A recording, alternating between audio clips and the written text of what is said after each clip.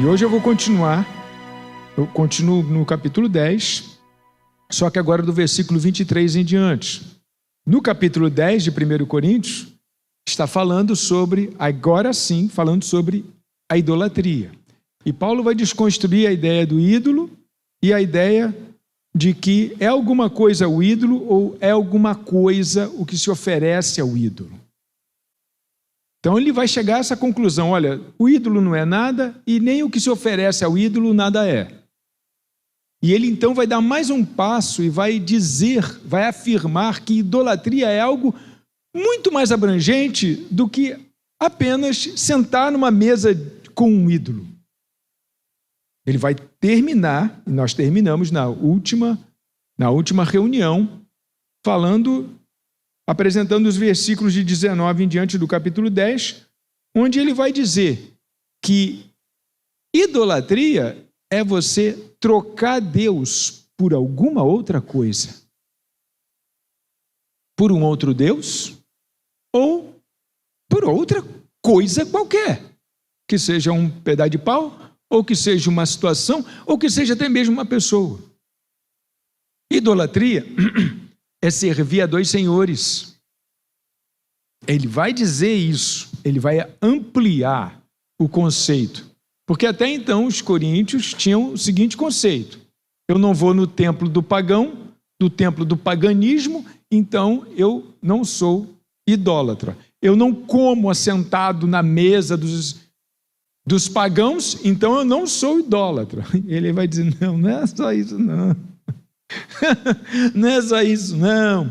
Digo que as coisas que eles sacrificam são sacrifícios a demônios e não a Deus, e eu não quero que vocês estejam em comunhão com os demônios. Vocês não podem beber do cálice do Senhor e do cálice dos demônios. Não podem ser participantes da mesa do Senhor e da mesa dos demônios. O negócio é muito mais profundo. Você não pode andar com essa gente e andar com aquele outro pessoal ali. Você tem que escolher com quem você anda, com quem você faz negócio, com quem você está junto. Você tem que saber que se você colocar algo no lugar de Deus, isso é idolatria. Então eu terminei o assunto na semana passada assim. E hoje no verso 23 em diante, esse tema continua, só que ele vai dar agora um outro rumo para essa prosa aqui. Ele vai acessar um outro problema que estava acontecendo aqui. E eu já dei uma pincelada lá atrás, são umas 3 ou 4 semanas atrás, nesse contexto aqui. Hoje eu vou falar com mais detalhes. Vamos então fazer a leitura do verso 23 em diante. Eu vou ler alguns versos apenas, depois a gente vai lendo paulatinamente para a gente fazer a oração, né? Verso 23 diz assim: todas as coisas são lícitas, mas nem todas convêm. Todas as coisas são lícitas, mas nem todas edificam. Ninguém busque o seu próprio interesse, e sim o de seu próximo. Comam de tudo que se vende no mercado, sem questionamento algum, por motivo de consciência, porque do Senhor é a terra e a sua plenitude. Até esse ponto, por enquanto, vamos fazer uma palavra de oração. Deus e Pai amado, soberano Senhor. Não tenho muito tempo, mas também o texto que eu escolhi é um texto curto para hoje. Esta ideia, que todas as coisas são lícitas, mas nem todas convêm, era uma ideia já conhecida dos filósofos. Filosofia tem uma característica de ser aquela que vai em busca do bem, em busca do que é bom, do que é correto, do que é ético. Então os filósofos eram essas pessoas compromissadas com valores morais, valores éticos, valores importantes para a saúde de uma sociedade. E essa ideia já era conhecida. Todas as coisas são lícitas, mas nem todas convêm. O mas nem todas convêm é que é o plus da história. Tipo assim, não existe nada errado de fazer. Não existe nada inconveniente de fazer. Mas a pergunta é, convém fazer? A pergunta é, cabe a mim do jeito que eu fui criado, do jeito que eu entendo as coisas, do jeito que eu percebo o mundo. Cabe a mim fazer isto? Então ele começa com aquilo que todo mundo conhece e ele vai em direção daquilo que as pessoas ainda não conhecem. Por que não conhecem? Porque aqui Paulo, em todos os seus livros, está ainda formatando esse cristianismo que a gente vai crer. O cristianismo que as pessoas iam entender, iam aprender, ele está formatando. Entenda que a vida de Cristo, ela não foi acompanhada de um escriba do seu lado, escrevendo tudo. Os evangelhos foram escritos ao longo da história daqueles homens. Então, a sua história foi escrita nos evangelhos, e inclusive não entraram para o cânon, mas existem outros evangelhos, outros escritos sobre a vida de Jesus, porque muitas pessoas escreveram o que Jesus fez também, e isso foi escrito por diversas pessoas, em diversos lugares, e olha só como é que isso tudo foi juntando, era um quebra-cabeça enorme. Quando chegou no ano 300, quando Constantino resolveu juntar tudo isso aí foi juntado. Essas cartas foram juntadas. Houve um estudo para saber o que nós vamos juntar aqui de Novo Testamento. Então, olha quanta história tem nisso aí, quantos passos existem nesta caminhada. Então, a gente está fazendo um recorte aqui de um passo dessa caminhada, que ainda ia se tornar, escritura, enfim. Paulo está olhando agora para um problema. Sim, Paulo está olhando. Por que ele escreveu isso? A pergunta é, por que ele escreveu isso? E agora você vai saber do real motivo pelo qual ele escreveu. E aí nós temos que imaginar algumas coisas. Por exemplo, se eu escrevo para você sobre idolatria, é porque o que acontece comigo, o que está acontecendo comigo? Eu estou sabendo, me disseram, ou fofoca ou não, que você está arriscado aí nessa idolatria, tem algum problema relacionado a isso. Não, eu vou dar um conselho para eles lá. Eu vou escrever sobre esse assunto, eu vou dar uma definida nesse assunto. Porque qual era o contexto desta época aqui?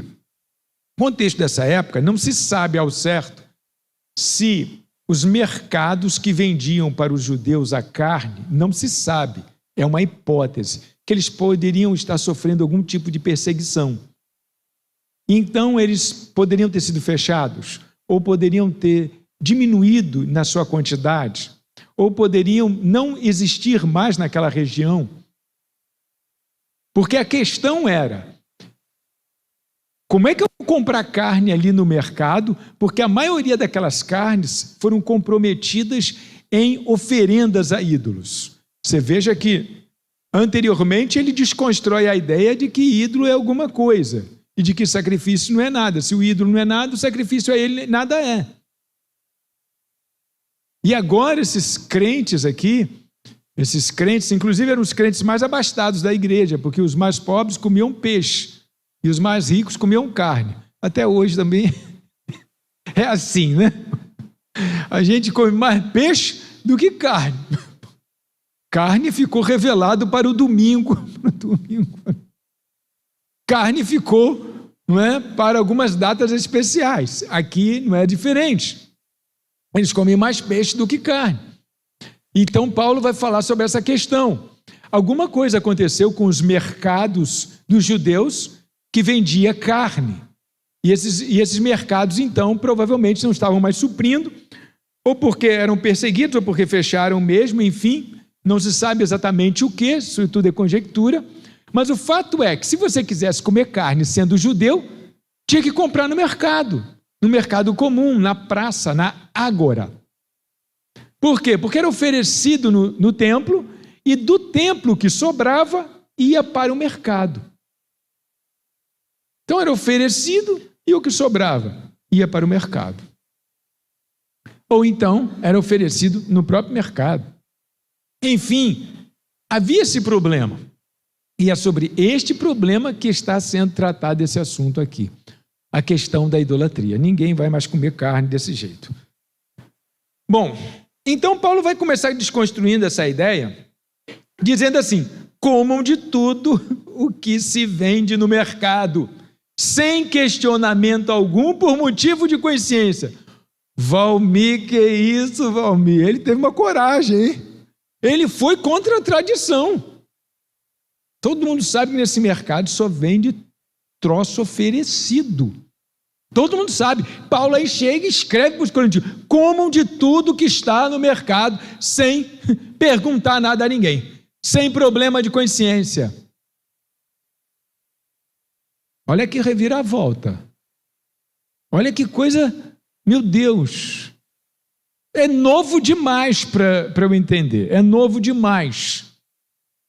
Mas Paulo está dizendo: comam de tudo que vende no mercado, sem questionamento algum, por motivo de consciência. Porque o Senhor, porque do Senhor é a terra e a sua plenitude. Ele está citando o Salmo 24. Ao Senhor pertence a terra e a sua plenitude, o mundo e os que nele habitam. Gente, então ele está dizendo assim: gente, se do Senhor é a terra, tudo que está aqui é de Deus. Tudo que está aqui é de Deus. O que eu tenho com isso? Que você foi lá, pegou um pedaço lá de boi lá, sacrificou o boi, tal, ofereceu num altar e depois vendeu o boi, o que faltou para o mercado, e o mercado vendeu para mim. O que eu tenho com isso? Se ídolo não existe, se outro Deus não existe, se não existe outro Deus, não existe sacrifício a outro Deus. Olha que lógica. Se eu não acredito que existe outro Deus, como é que eu acredito que existe sacrifício a outro Deus? Se eu não acredito que existe outro Deus. Se eu penso que esses outros deuses são invenção da cabeça de vocês. Então, comam de tudo que está no mercado. Qual é o problema de comer de tudo que existe no mercado? Não existe problema nenhum comer de tudo que existe no mercado. Porque se eu não acredito que o Deus deles é Deus, que isso não existe, então não tem esse problema. Você imagina a cabeça do pessoal de Coríntios. O pessoal de Coríntios, quando chegou nesse pedaço, deram aquela parada assim. Meu Deus. Eles fizeram assim. Novo demais esse negócio. Mas Paulo fala: tudo é de Deus. Toda a terra é de Deus. Se alguém pegou um boizinho de Deus e ofereceu, eu não posso fazer nada. Se alguém pegou um boizinho de Deus e ofereceu, eu não posso fazer nada. É de Deus, ele ofereceu lá, e aí eu sou culpado que ele ofereceu para um Deus que não é Deus. Então é isso que ele está dizendo aqui. Verso 27, se alguém que não é crente, aí ele vai falar das situações que aconteciam. Olha só, os amigos, ó. Se alguém que não é crente convidá-los para comer e vocês quiserem ir, comam de tudo que for posto diante de vocês, sem questionamento algum, por motivo de consciência. Vou parar, é um ponto, vou parar aqui. Ele diz: olha, se alguém convidar para comer na casa deles, e se for, convidar para um churrasco, vai, mas não fica perguntando se comprou aqui, se comprou ali, se é do mercado tal, se é do mercado tal, se foi ou não pergunta. Gente, não confunde as coisas. O cara convidou você, não foi para uma cerimônia religiosa, o cara convidou você para tomar um café com ele na casa dele. Não pergunta de onde veio o café. Não pergunta de onde veio a carne. Por motivo de consciência. Mas olha o cuidado de Paulo. Essa consciência aqui não era a consciência do próprio. Era a consciência da pessoa. Ele diz assim, no verso 28, porém, se alguém te disser a você, isto é coisa sacrificada a ídolo, não comam, por causa daquele que deu a informação e por motivo de consciência. Consciência, digo, não a sua propriamente, mas a do outro. Se ele chegar e disser, olha, isso foi sacrificada a ídolo. Aí você olha para ele, não, então não posso comer. Mas por que não pode comer? Porque foi sacrificado a ídolo? Não, eu não posso comer, porque se eu comer, vai fazer uma bagunça na cabeça dele. Por causa da consciência. Se ele me avisa, por que ele me avisa? Se ele me avisa, ele quer ver. Eu quero ver agora se ele é crente mesmo. Aqui, ó. Isso aí é sacrificar. Isso aí é sacrifício para ídolo. Então aqui o que Paulo está dizendo é o seguinte: nós temos que ter o cuidado com os de fora. Nós temos que cuidar da consciência dos de fora. Como é que ele vai entender que eu sou diferente dele? Como é que ele vai entender que eu sou diferente dele? Se eu faço as mesmas coisas que para ele, porque para ele é ídolo, para ele é Deus, para ele o sacrifício está valendo. Para mim não está valendo. Mas se na cabeça dele está valendo o sacrifício, e eu como o sacrifício que na cabeça dele está valendo, aí o que acontece com a fé? Eu nunca vou conseguir converter esse cara, nunca vou conseguir trazer esse cara para cá. Porque ele diz assim, ó, tá vendo? O que adianta esse pessoal aí da igreja? Tá aqui, tá lá, come aqui, come lá. Porque para ele é alguma coisa. Então, por causa da consciência dele, você não coma. Não porque vai te fazer mal. Não porque... É porque é da consciência dele. É porque você ainda tem uma intenção de salvar a ele. Esse é o grande lance. Então, quando eu chego e me abstenho de comer algo porque foi sacrificado a ídolo, é porque eu estou querendo salvar alguém. Não é porque eu estou achando que faz mal a mim. Porque se não me avisarem nada, eu vou comer livremente. E eu uma vez, irmãos, eu dei o maior furo nisso. Tinha uma amiga mesmo, no colégio, na época do 2º grau, que ela era muito parceira minha e ela era espírita e eu já era evangélico, mas aquele crentezinho bem novo, que começou lendo a Bíblia, tal. E minha família tinha dado doce de Corme Damião por muito tempo, né? Eu ia para o portão junto com a minha mãe oferecer doces de Corme Damião. E aí, quando eu me converti, essas coisas ficaram para trás, foram ficando para trás, devagar. Né? E aí eu já estava disposto a não mais comer doce de Corme Damião. E aí o que aconteceu? No dia do Corme Damião, ela levou o doce e ela levou o meu saquinho na segunda-feira. E eu fraquejei, irmãos. Eu fraquejei. Eu segurei o saquinho, tal, aí pensei, não posso comer. Não posso comer porque eu tenho um voto com Deus, tal, isso é sacrifício a ídolo, eu sei muito bem o que é isso, não sei o que, tarará, tarará. E aí cheguei na hora do recreio e falei, olha, você trouxe para mim por causa da sua religião, né? Porque você dá doce porque você é espírita, né? Então, eu vou fazer o seguinte, eu vou devolver a você por causa da minha religião também. Então você me deu, fez a sua parte, por causa da sua religião. E eu vou devolver por causa da minha. Perdi a amiga. Foi só o que aconteceu. A garota nunca mais foi mais a mesma. Não havia mais aquelas conversas longas, tal, sobre igreja, sobre fé.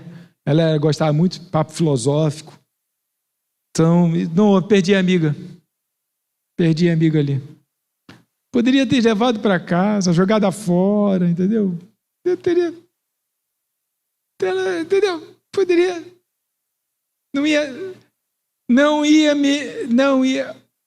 Não seria problema nenhum eu ter levado para fora, eu ia continuar com a amizade dela. Talvez eu teria... Eu consegui trazer ela e o pai dela na igreja, lá de Nova Vida, Nova Iguaçu. Era uma família que eu estava construindo uma relação com eles ali e tal. Eles eram muito envolvidos com muitas coisas ocultas também, outras coisas ocultas além do espiritismo. E eu perdi essa grande oportunidade porque eu não tinha feito essa leitura que eu faço hoje desse texto. A leitura exata, inclusive, do texto. O ídolo nada é, gente.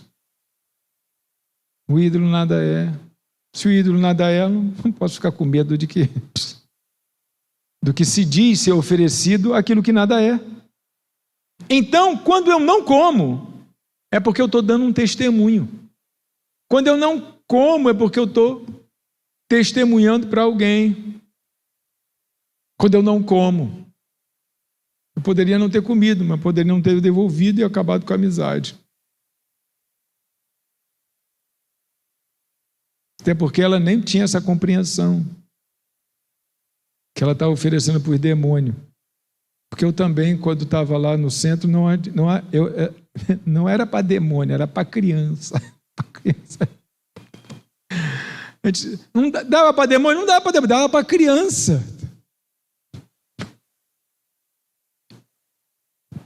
Pois é. Continuando o verso 29, né? Por causa de consciência e tal. Pois, por que a minha liberdade deve ser julgada pela consciência da outra pessoa? Ele aí vai justificar, né? E com essas perguntas retóricas. Por que a minha liberdade? Por que a minha liberdade deve ser julgada pela consciência de outras pessoas? Se eu participo com gratidão, por que sou criticado por causa daquilo por que dou graças? Quer dizer, você está lá na reunião, o camarada aí vai dizer para você, olha, isso aí foi sacrificado a ídolos. Aí você, foi sacrificado a ídolo? Então não posso comer, porque foi sacrificado a ídolos. Você não pode comer, é porque você vai dar um bom testemunho para ele, vai dizer uma coisa é uma coisa, outra coisa é outra coisa.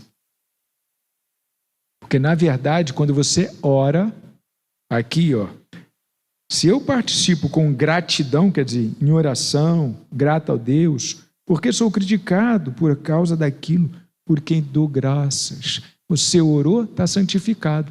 Você orou, acabou o mal. Inclusive, aqui, neste episódio, a oração, a gratidão na hora da ceia, na hora da comida, ela se torna mais forte.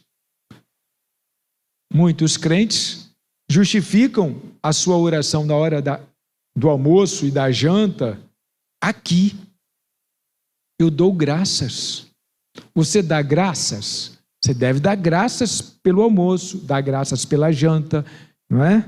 Eu conheço um irmão que dá graças até pelo cafezinho. Enfim, cada um faz do seu jeito. Mas as refeições, as principais refeições, aquela que sustenta você, dá graças e santifica aquela refeição. Dá graças. Verso 31, para terminar. Portanto, sempre um portanto, né? Você vai ver como é que Paulo escreveu portanto. Portanto, tem muitos lugares nas cartas paulinas. Ele fala, conjectura, tal. Aí ele fala, portanto, se vocês comem, ou bebem, ou fazem qualquer outra coisa, façam tudo para a glória de Deus. Se come ou bebe, faça para a glória de Deus. Não se tornem motivo de tropeço, nem para judeus, nem para gentios, nem para a igreja de Deus, assim como também eu procuro em tudo ser agradável a todos, não buscando o meu próprio interesse, mas o de muitos, para que sejam gozados. Ele começou falando sobre idolatria e ele termina falando da salvação daqueles que a gente se junta, daqueles que a gente anda junto, falando do testemunho. Ele estava querendo falar de idolatria mesmo? Porque no portanto dele, na conclusão dele, é que eu não devo comer com escândalo para com o irmão. É isso, qual é a conclusão dele? Não coma com escândalo para com o seu irmão. Se você orar, está santificado. Se você orar, se você deu graça, está santificado. Mas o que você tem que avaliar é se você está comendo com escândalo para com o seu irmão. Não coma com escândalo para com o seu irmão. E aí não se torne motivo de tropeço para os judeus, nem para os gentios, nem para a igreja de Deus. A igreja era composta de um monte de gente vinda de um monte de lugar que nada mais tinha a ver com o judaísmo. Olha o que ele está apresentando. E meus irmãos, uma pessoa que pensa assim, sinceramente, olha bem para mim, uma pessoa que pensa assim, faz sentido eu falar, ou eu pensar, ou eu agir com intolerância? Faz sentido? Uma pessoa que pensa assim, uma coisa que é muito clara no Novo Testamento é a tolerância. Você está vendo aqui o apóstolo redigindo uma carta, onde a tônica da carta é tolerância. Faz sentido você firmar o pé numa ideia que é só sua? Faz sentido você dizer que é aquela pessoa que é igual Gabriela, que nasceu assim, que vai morrer assim? Faz sentido? Veja como Paulo está exercendo tolerância. Ele desconstrói o ídolo, ele diz que não é nada. Ele diga, coma de tudo que tem no mercado, não é por esse caminho que vocês vão... O importante é salvar o cara. O importante é não comer com escândalo. Se ele te avisar, aí tu não come. Se eu oferecer isso aí, é ídolo. Não, então não posso comer. Mas é para não confundir a cabeça dele, não é porque o negócio é ruim, não. É para não confundir a cabeça dele. Porque o meu maior compromisso é com aquelas pessoas que eu vou salvar. Meu maior compromisso. Paulo está escrevendo o cristianismo aqui. Ele está escrevendo o cristianismo. Como é que deve ser um cristão? Tolerante com as mazelas da pessoa que está próxima a você, que você quer ganhar. Tolerante. Tolerante. Amém, queridos? Glória a Deus. Eu não sei se você está gostando, mas que você está crescendo, eu sei que você está crescendo. Às vezes a gente cresce, mas não gosta. Mas você está crescendo. Sua cabeça está abrindo. Abre a cabeça, seja tolerante, para você poder não fazer o judeu tropeçar, o grego tropeçar, a igreja tropeçar. A intolerância só nos leva para um caminho que não deveria ser o nosso caminho. Amém? Olha agora a cabeça, como é que ficou. Deve ter havido uma discussão depois disso aqui. Deve ter havido uma confusão depois. Gente, como é que pode isso? Agora a gente vai poder comprar tudo que está no mercado? Pode, o apóstolo falou. Pode. Agora pode comprar tudo que tem no mercado. Vamos poder comer na casa de qualquer? Pode comer na casa de qualquer. Não fica perguntando. Não fica perguntando. Porque se perguntar, aí vai ser diferente. Porque nada disso vai fazer mal a vocês. Curve a sua cabeça para uma palavra de oração.